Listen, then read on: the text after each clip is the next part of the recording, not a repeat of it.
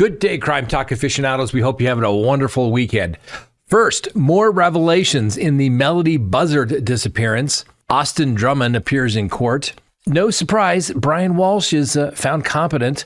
Wait until you hear what this guy did in Texas. We found the dumbest juror in America, and guess which jury he was on? A stupid teacher and a big weekend for two YouTubers. We got this day in legal history, our quote of the day, and our dumb criminal. Let's talk about it. All right, lawyer.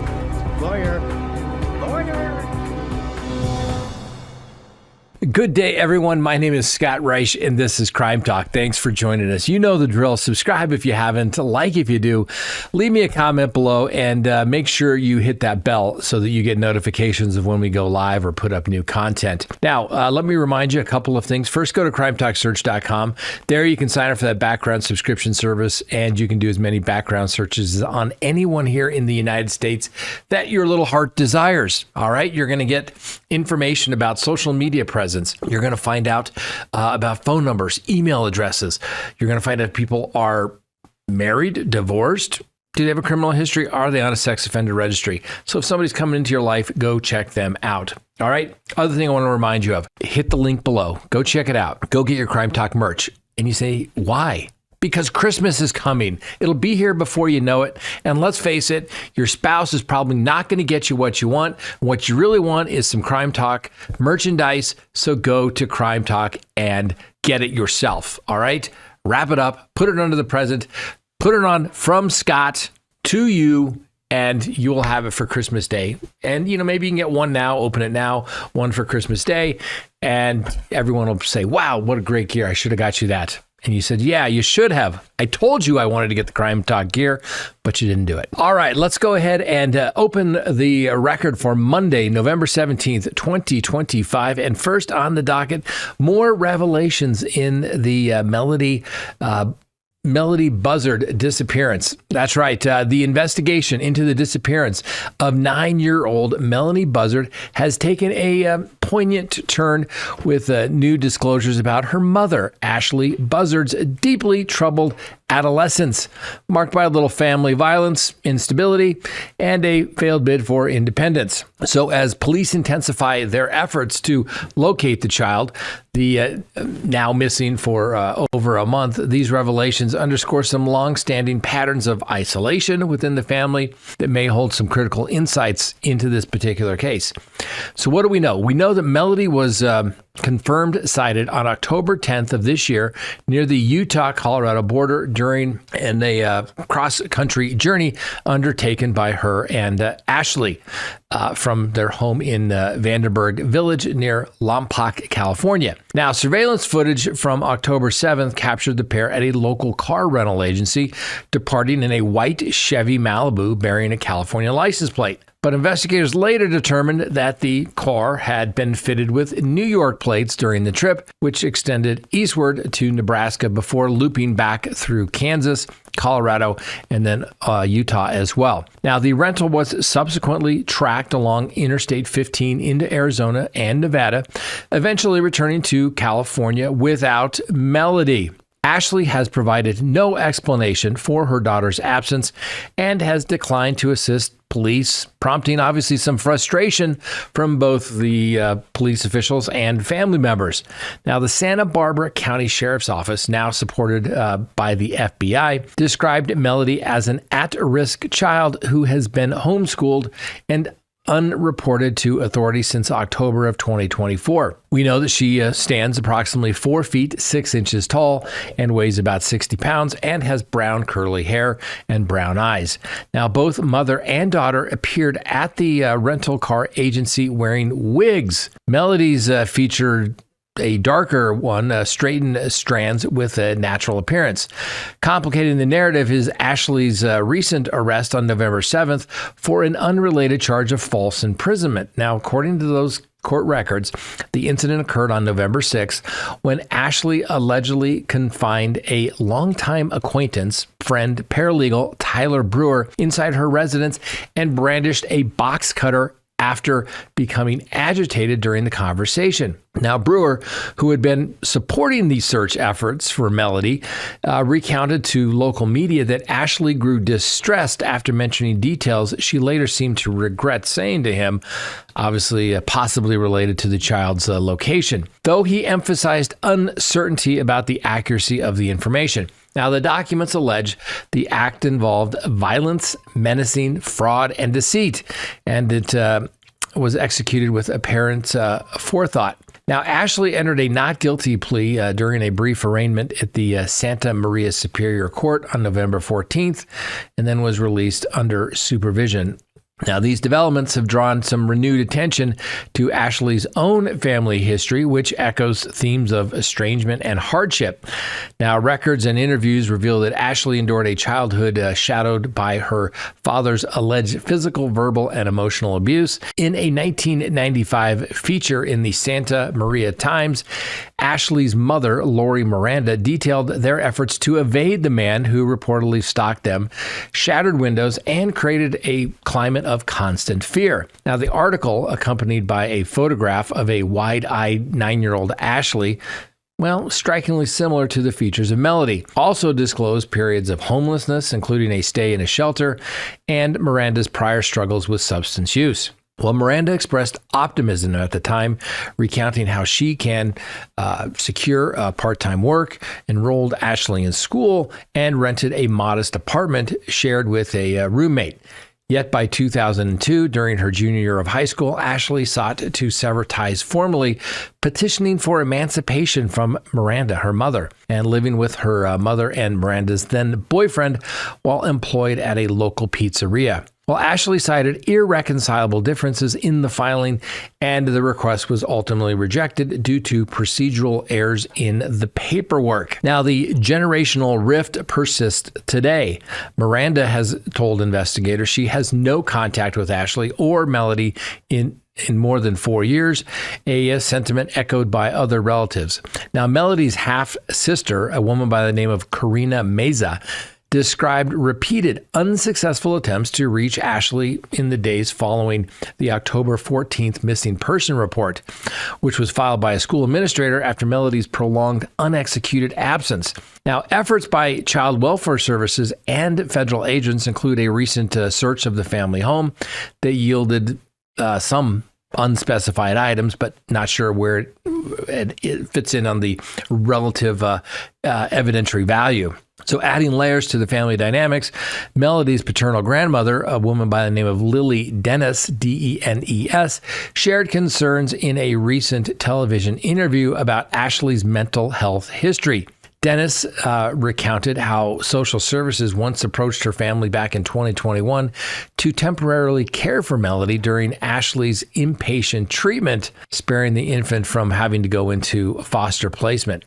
Now, Dennis, the grandmother, and her late son, Melodee's father, Rubel Meza, who perished in a 2016 car crash, began adoption proceedings, describing the child as a bright, joyful toddler. Ultimately, upon Ashlee's discharge, however, she reclaimed custody and, according to Dennis, systematically distanced Melodee from extended families, effectively shielding her from the entire world. They said that, quote, "We were overjoyed at the prospect of raising her," Dennis noted, and her voice heavy with an unresolved grief. Now, Melodee was always so vibrant and intelligent, and someone, somewhere, must hold the key to bringing her home. Well, the Buzzard residence has transformed into an impromptu memorial, with community members adorning the exterior with candles, pink blooms, placards, urging Melodee's safe return. Now, despite the mounting scrutiny, Ashlee has not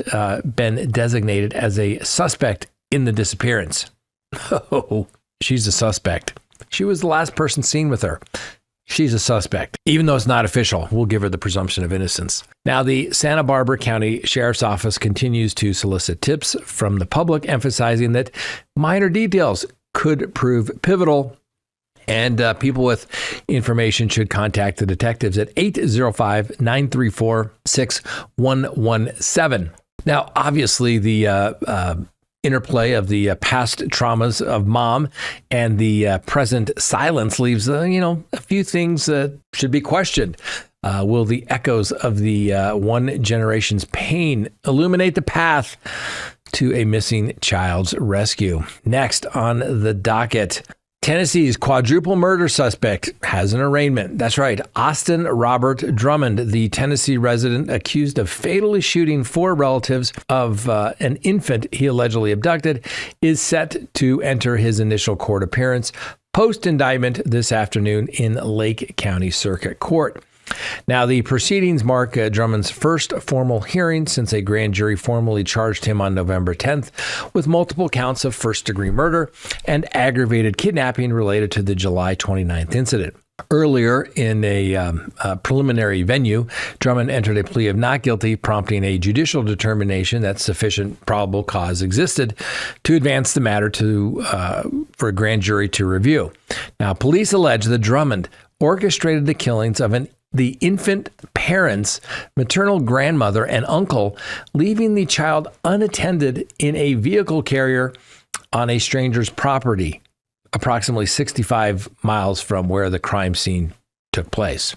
Now, the victims were later discovered in a secluded wooded site near Tiptonville, each succumbing to gunshot injuries and concealed beneath protective covering. Now, law enforcement launched an intensive manhunt, and that spanned for 7 days, culminating in Drummond's apprehension on August 5th in Jackson, Tennessee, roughly 100 miles southeast of the rural community where the tragedy took place. Now, during a September evidentiary session, a federal investigator presented cell phone records indicating that Drummond's device had registered in proximity to the disposal location shortly after the assaults. Now, should Drummond be found guilty of the capital offenses, the prosecutor, led by District Attorney Danny Goodman, intends to pursue capital punishment. However, defense counsel Brian Huffman has contested the prosecution's narrative, emphasizing the absence of direct forensic linkages, such as, ballistic matches, tying Drummond to the discharge of any firearm involved. Now, the sequence of events began with a distress call to deputies in Dyer County regarding the unexplained placement of an unharmed infant at an unfamiliar house. Concurrently, investigators in adjacent Lake County uncovered the quartet of the bodies: James Wilson, who was 21, Adriana Williams, who was 20, identified as the child's parents, then Williams' sibling, 15-year-old Brandon Williams, and the mother, Courtney Ross. Further details reveal a tangential familial connection. Drummond's romantic partner shares siblings ties with the infant's paternal grandmother. Simple enough, right?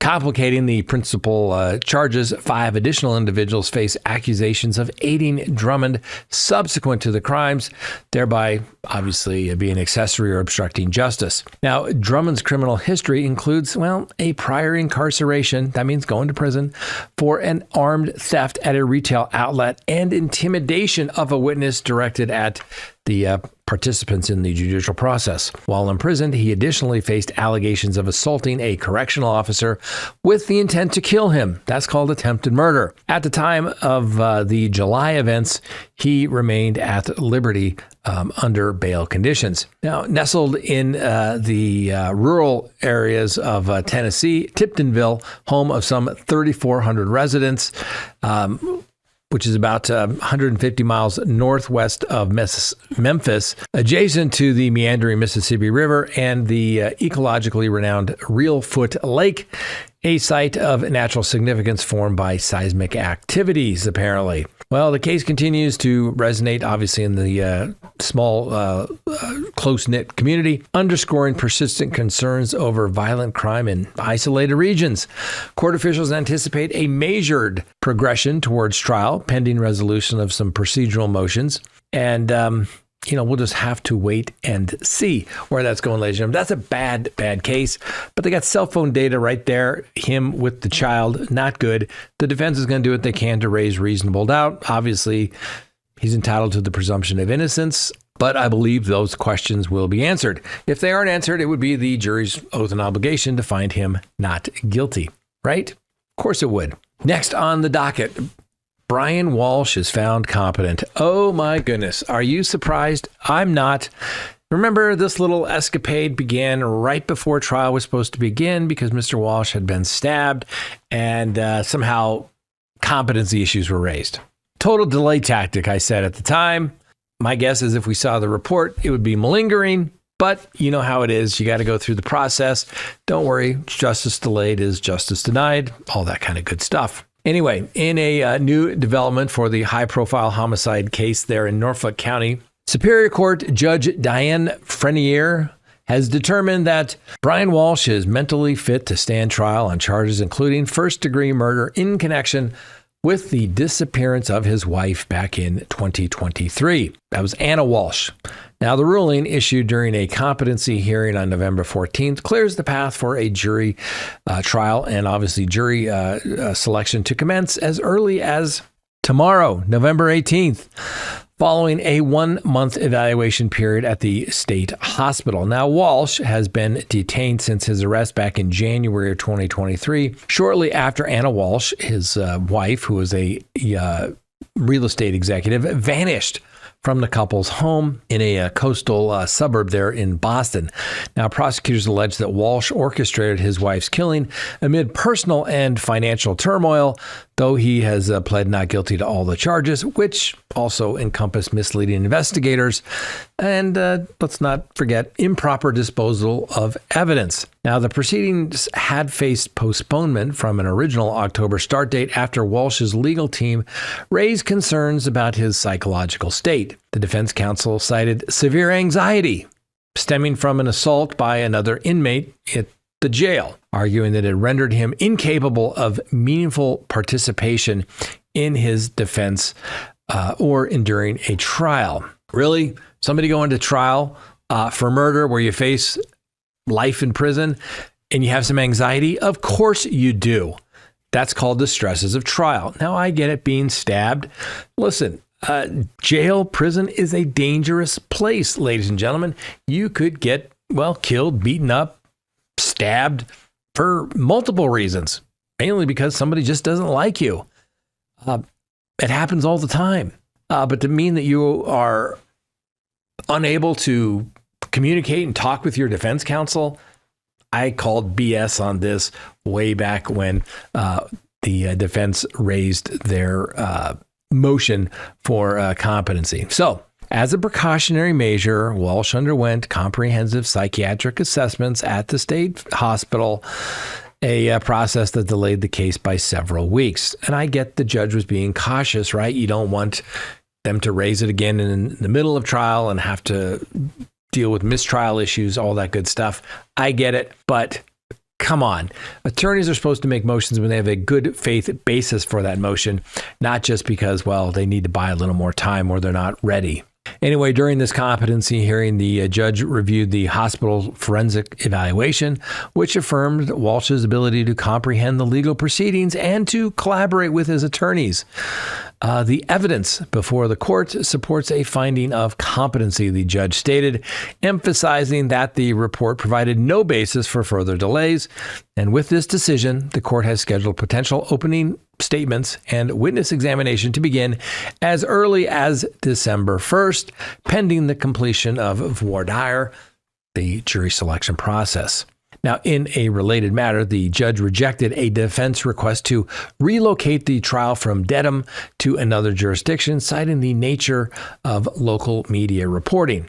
Now, while coverage in this case has been thorough and widespread, the judge did note it has remained grounded in verifiable facts, minimizing risks of prejudice for a fair jury. You mean just because a case gets a lot of publicity, but if the information discussed is factually based, there's no basis for that? I guess that's the law. Of course, it was going to be denied.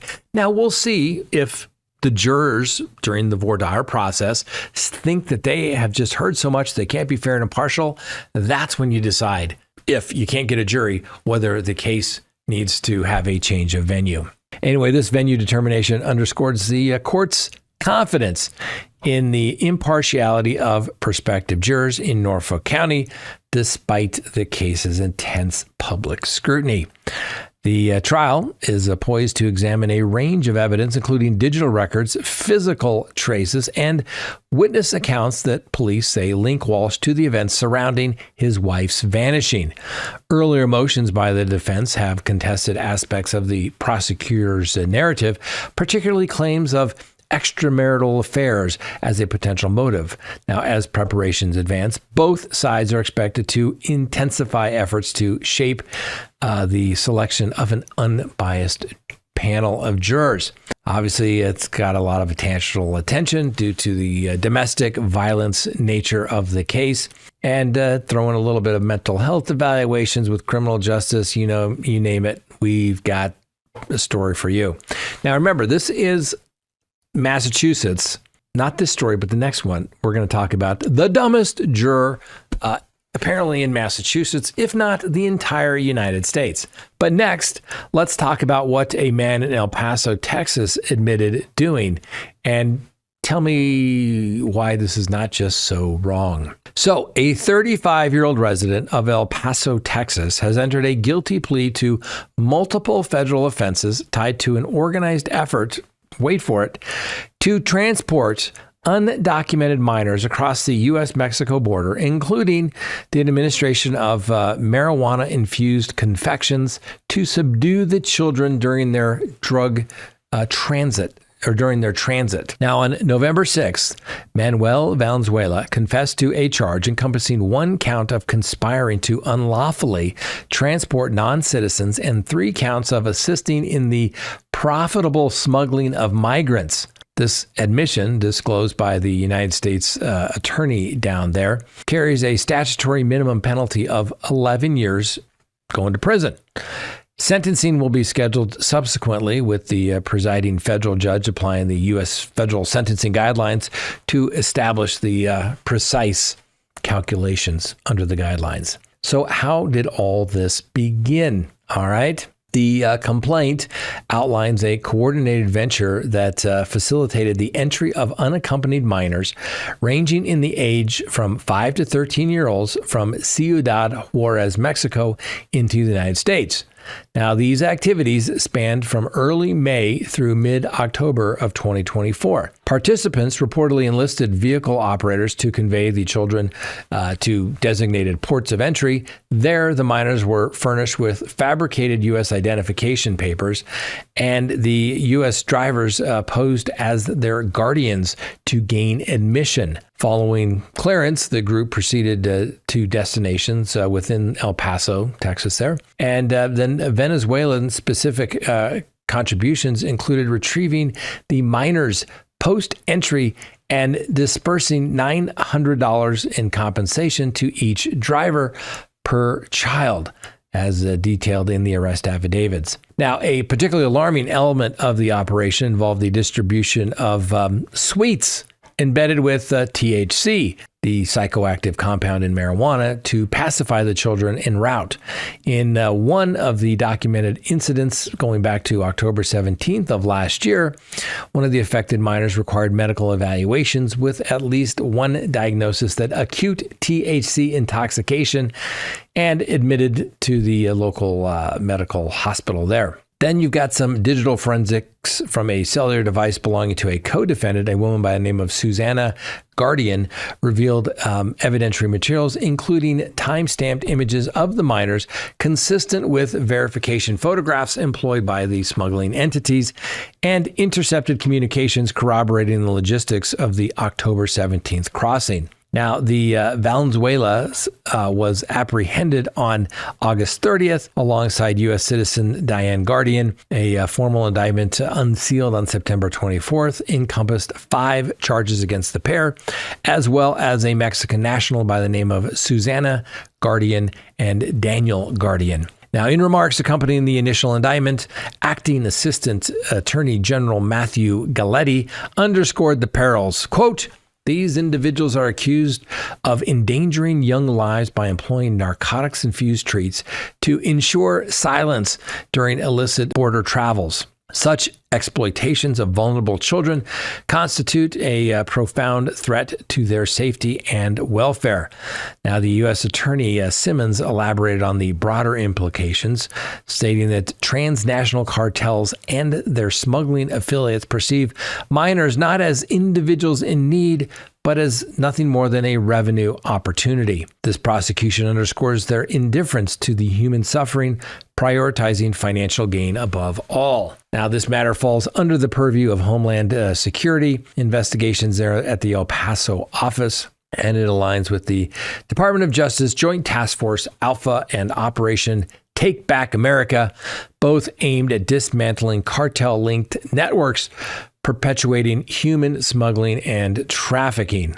Further developments include resolutions of remaining co-defendants, and Valenzuela's ultimate penalty awaits judicial proceedings in the Western District of Tennessee. So, let me tell you, I have several cases going on right now where literally people were smuggled across the border. Usually had to pay coyotes. And then when they got across the border, they were given basically a phone number. They said, this is the city you're going to. You need to contact this person. This is, of course, after they got all the information of the person coming across the border, of the people that remain in the country from which they're departing. Of course, to scare and intimidate the individuals that if they don't pay or call that phone number, that something terrible is going to happen to their family. It is a real deal. How is that not indentured servitude? How is that not modern day slavery, ladies and gentlemen? These cartels, they are horrible, horrible individuals. I know they have a lot of people that say, oh, they're so good in Mexico. They take care of us. They employ us. They give us money. They take care of our health care, all that kinds of stuff. They are bad, bad people. They only care about making money through the exploits of these poor individuals that want to go and get a better life. It is a sad, sad situation, ladies and gentlemen. Now, anybody that cooperates with them, who is, an American, going across the border to get these individuals and pretending that they are their children so that they can then be passed off to smugglers. Now, I doubt that these young children are going off to, families. They're saying, oh my gosh, I can't wait to adopt a child, a 12 or 13-year-old girl. No. Let's be realistic, ladies and gentlemen. Hate to burst the bubble. That's not what's going on there. They're going to go to people that want to do inappropriate, bad things to these children. The sooner we realize what's going on, the sooner, hopefully, this can all stop. All right, next on the docket, let's talk about another Massachusetts juror. We may have found the dumbest juror in America. All right. And if it were up to me, he would be prosecuted for, not being truthful to the court. So in a little bit of a twist worthy of a true crime bestseller, spoiler alert, he's shopping one. Let's meet Charlie DeLoach, the jury foreman from the Karen Reed's second trial. Well, he confessed last Thursday that his path to impartiality was more of a scenic detour through personal grudges and snap judgments. Speaking at Fisher College, DeLoach painted himself as the juror equivalent of the Dos Equis icon, the most interesting man in the deliberation room. That's right. Whispering tales of the 80s Boston grit while simultaneously earning laurels of at least judicious decision-making on the panel. Now, DeLoach was selected after a masterful charade of feigning ignorance, and he said, quote, I played dumb to dodge the duty. He admitted only to become pick number one. And he arrived with baggage heavier than a snowbound SUV. Now, raised in Boston public housing amid the racial tensions of the Charles Stewart era, he recounted routine police stops that felt like, protection and that felt less like protection and more like profiling. It was scary, he said. They were targeting black men, he said, setting the stage for his bias that, in jury terms, is about as subtle as a siren in a library. The trial's opening act, an EMT fumbling over whether victim John O'Keefe was found coat-clad in the blizzard. DeLoach's response 0 notes, full verdict. I didn't have to after the first witness. It was like, okay, I see where this is going, he revealed, embodying the juror's ideal of reserve judgment with all the restraint of a toddler eyeing some cake. Convinced from the jump that Reed's SUV tail smelled fishier than a Canton backyard in January, he rallied the panel toward acquittal on murder charges, steadfastly believing O'Keefe met his end via an inside brawl, a canine chomp, and a frigid frame job, not a vehicular oopsie after bar hopping. Yet, in a nod to prosecutorial what-ifs, DeLoach allowed that dialing down to manslaughter might have flipped the script. Yes, he conceded to the author Casey Sherman. She could overcome murder, but a lesser charge, some jurors might have swayed. It's the legal equivalent of admitting your steak was overcooked, but blaming the menu. Fascinating, if not entirely impartial. Now, Reed, acquitted of second-degree murder, but nailed on operating under the influence, a good old-fashioned DUI, which would necessarily implicate that she was the driver and that she was drunk, didn't hit O'Keefe. Okay? Anyway, obviously, she dodged a retrial full fury after the first hung jury. Well, national headlines chased the saga. Snowstorm, strike, or sinister cover-up. DeLoach, now peddling his memoirs in the making, leaves us pondering, is the sage survivor of systemic shadows or the poster child for why voir dire exists? Either way, in a system demanding blind justice, this foreman's gaze was anything but obscured. Ladies and gentlemen, DeLoach should be held in contempt. I know there's nothing's going to happen to this guy, but what a fraudster. He said he played dumb. He knew about the facts of the case. He was so biased, and voir dire is the French word. It means to speak the truth. And it means to speak the truth so that we can find out if we have jurors who can listen to the evidence, reserve judgment until they hear all the evidence in the case, and then to follow the court's instructions, not to go in there with an agenda and realize, I've heard the first witness, good enough for me. Really? Not exactly what a juror's job is to be. He should have said, Judge, I can't be fair and impartial to the defense because I think this witness is a buffoon and, let me go home. But he stayed in, wrote it out, didn't care, didn't listen to the prosecution's case at all. Unbelievable. This is why people lose faith in the jury system when people can't be fair and impartial. And that means you have to admit that you're biased or that you can't be fair and impartial. Now, I understand jurors don't live in a vacuum. They bring their life experiences with them. But if you cannot set that aside, that's not the right case for you. Think about it. We were trying a sex assault case not long ago, right? Anybody on their juror questionnaire that ever been the victim of sexual assault, off that case. Why? It's too close to home. Some people, their wife, their sister, their mother had been the victim of sexual assault. Guess what? Poof, gone.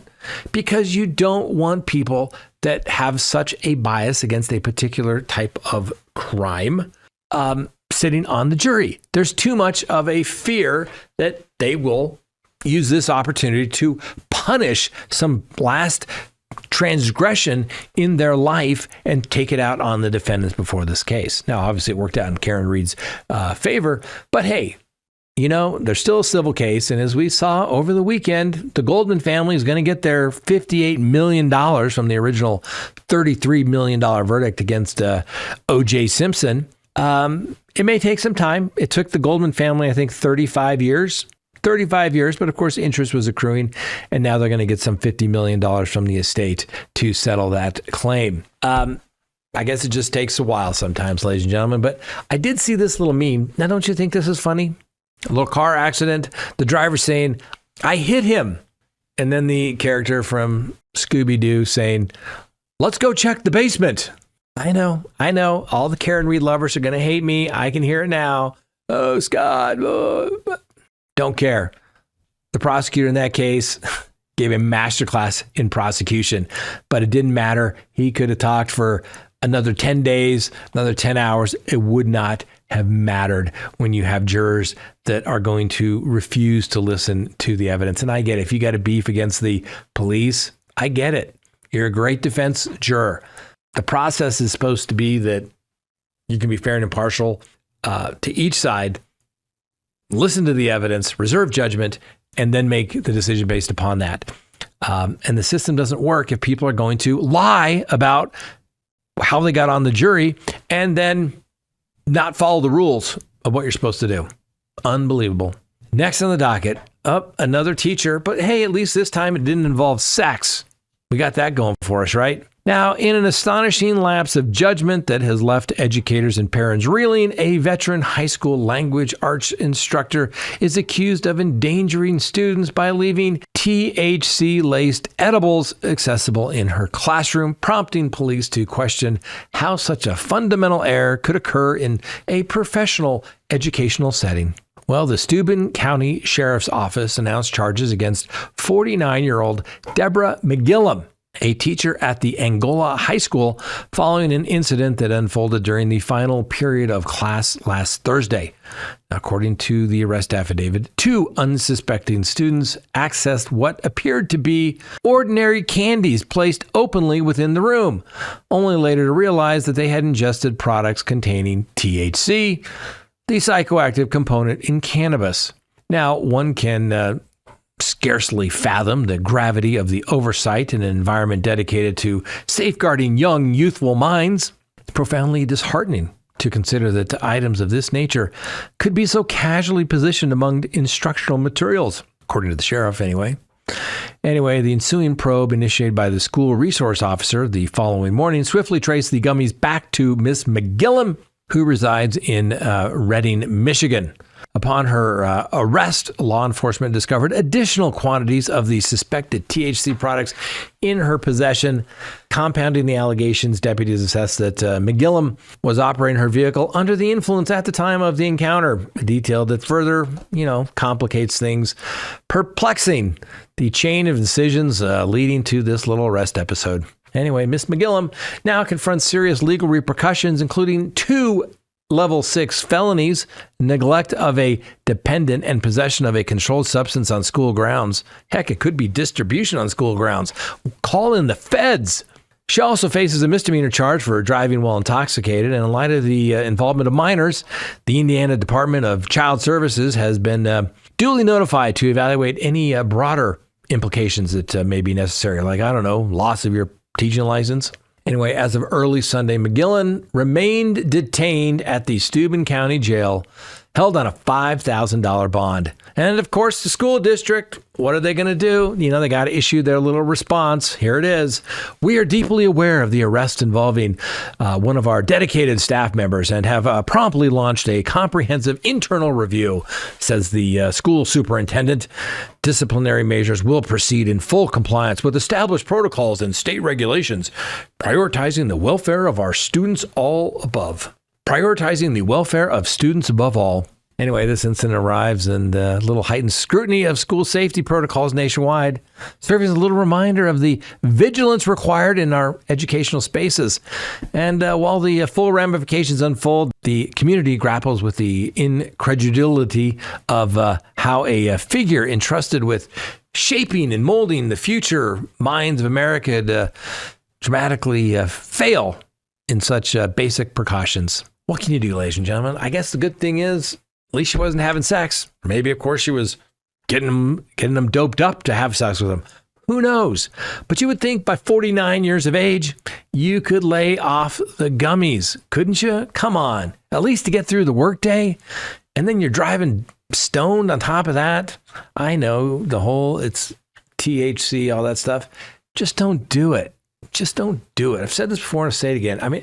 Never met anybody that's truly ever been successful in life that is a full-time pothead. And why would you want some person who's a freaking pothead trying to teach your children? It's difficult enough to be a good teacher when you're not stoned. Just stupid. Next on the docket, it was a big weekend for 2 YouTubers. So in a pair of high-profile developments over the weekend, two well-known YouTuber creators were found themselves in a little bit of legal trouble, highlighting the risks associated with content creation that, pushes the boundaries. The arrests occurring in Florida and Tennessee involved allegations ranging from public endangerment to financial misconduct, drawing swift responses from law enforcement. And on Saturday evening, 22-year-old influencer Jack Doherty was taken into custody by the Miami Beach Police Department officers after allegedly disrupting traffic on a busy thoroughfare. Now, police reported that Doherty positioned himself in the path of oncoming vehicles along Washington Avenue to capture footage for a social media challenge tied to a bet. Despite repeated directives from the officers to vacate the roadway, he reportedly persisted, citing the need to complete the recording. The incident, captured on body-worn camera, depicted a group of bystanders also filming the scene amid efforts by police to disperse the crowd. A subsequent search of Mr. Doherty's belongings revealed, possessions of amphetamine and marijuana, leading to additional charges. Public safety remains the top priority of the police department, their spokesperson said, and we enforce the law impartially, ensuring that no individual, regardless of online fame, endangers others on our streets. Now, Doherty boasts a significant following on YouTube and streaming platforms, was released following processing with formal charges pending.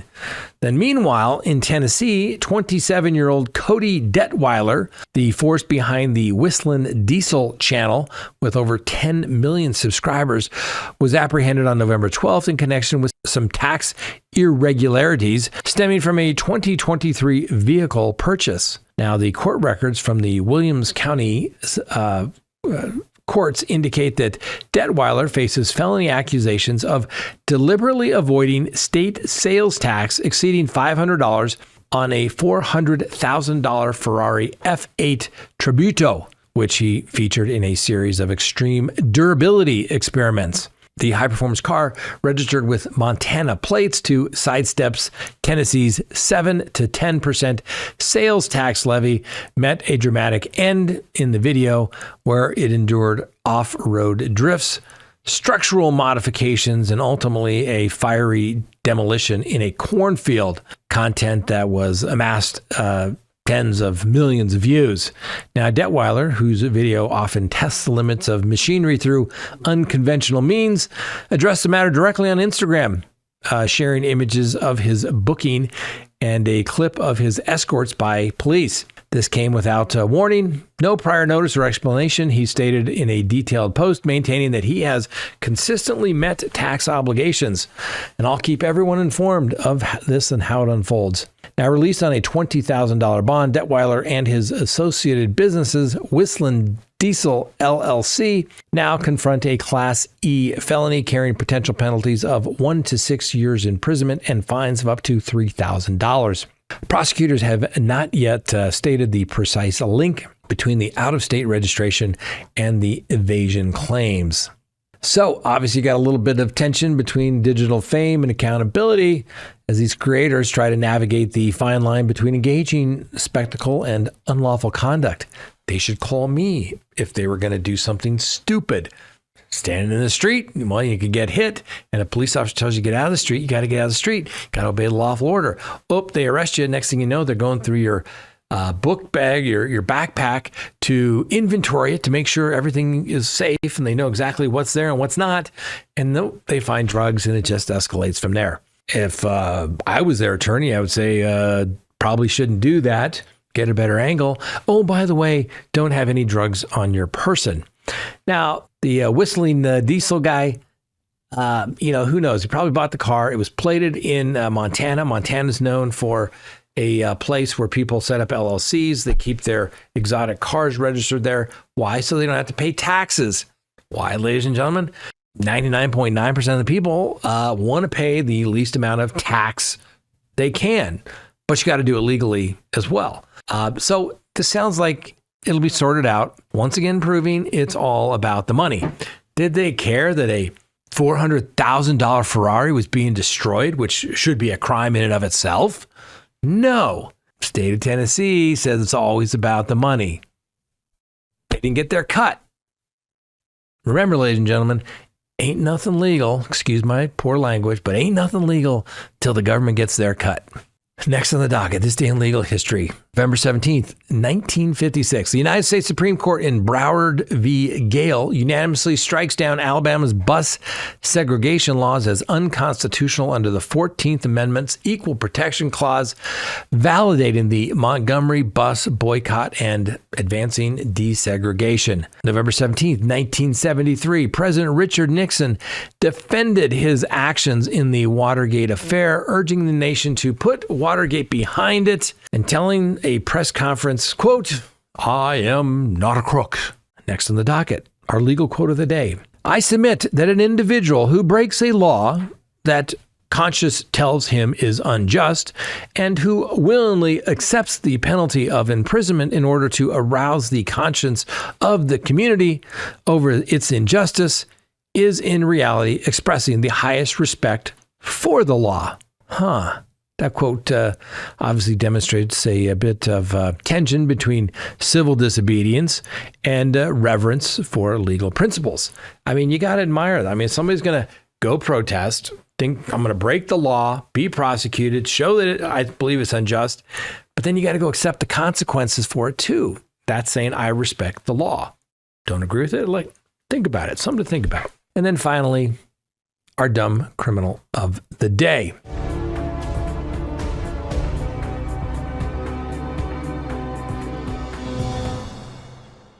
Montana man's Budweiser blunder ends in a wreck and, well, let's see how it turns out. In a mishap that proves that multitasking behind the wheel can take a truly unsavory turn, a 53-year-old local resident turned a routine drive into a roadside spectacle and a felony charge by attempting to improvise a personal relief station mid-commute. James Howard, he was driving his Chevrolet Suburban along a Missoula artery when, according to a freshly unsealed probable cause affidavit, he collided with the rear of a Volkswagen sedan occupied by a couple at a stoplight just near Interstate 90.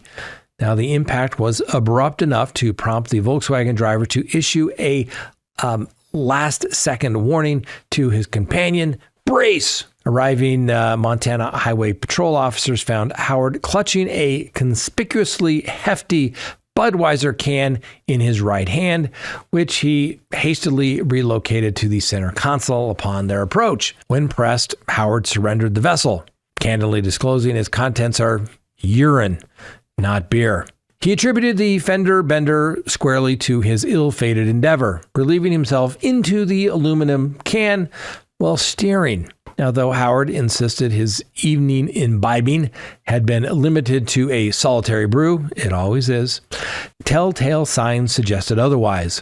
Officers noted the unmistakable odor of alcohol, a sluggish and muddled manner of speech, and trousers dampened by his DIY detour. And in a moment of stark candor, he confessed to a checkered history of more than a couple of DUI incidents, acknowledging that, well, he was barred from even driving altogether. The subsequent breath analysis painted an even grimmer picture, clocking Howard's blood alcohol level at well above triple the permissible threshold.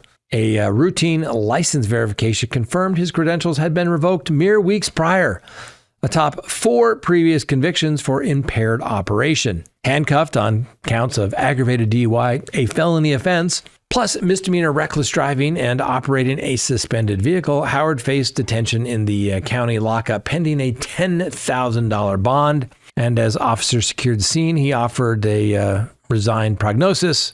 I'm going to jail for a effing long time, end quote. Obviously, a stark reminder that some urges are best addressed at designated intervals, lest they propel one from the fast lane straight into the judicial slow lane. Court proceedings are pending. Congratulations, sir. You are a dumb criminal of the day. Bad enough you were drinking and driving. You know better. Call a cab, call an Uber, call a friend, call somebody. Call the police. They'll drive you home, for goodness sakes. But then to have an accident while you're urinating into your big big Budweiser can. That's just dumb. All right, ladies and gentlemen, I hope you had a wonderful weekend. Hope you enjoyed the show. We'll see you next time. And remember, the Constitution matters.